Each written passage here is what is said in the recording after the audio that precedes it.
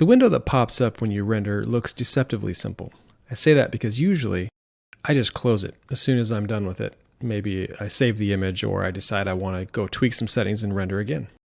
But have you ever noticed that there's something to click on the left side of the render window here? If you mouse over here, it'll highlight. This is the same kind of thing as you see in the interface in other places. So what happens if you click it? This pops out what should look pretty familiar. Render settings that you can tweak after the render has already started. These are all options that normally I would cancel my render and go back to the render settings pane to go and adjust. But you can actually do them here without having to restart your render. Now, one of the benefits of doing this is that when you launch Iray, it has to load all the geometry and do various preparation, upload the images. If you can do all your tweaks in here in the render window, then you don't have to deal with all that wait time of all those things happening. So this actually speeds things up quite a bit.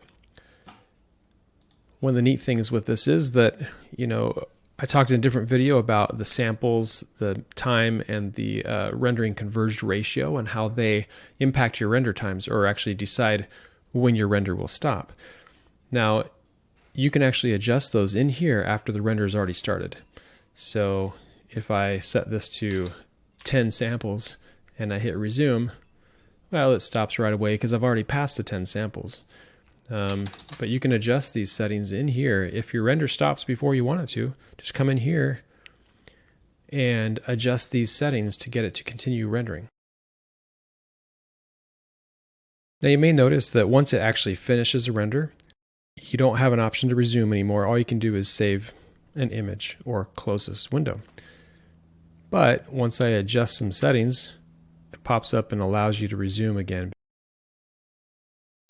So it's kind of fun. This is a great way to very quickly adjust your settings on the fly.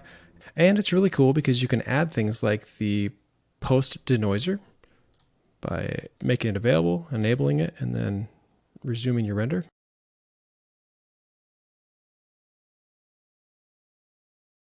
It's already tidied it up, so I'm just going to go ahead and stop there.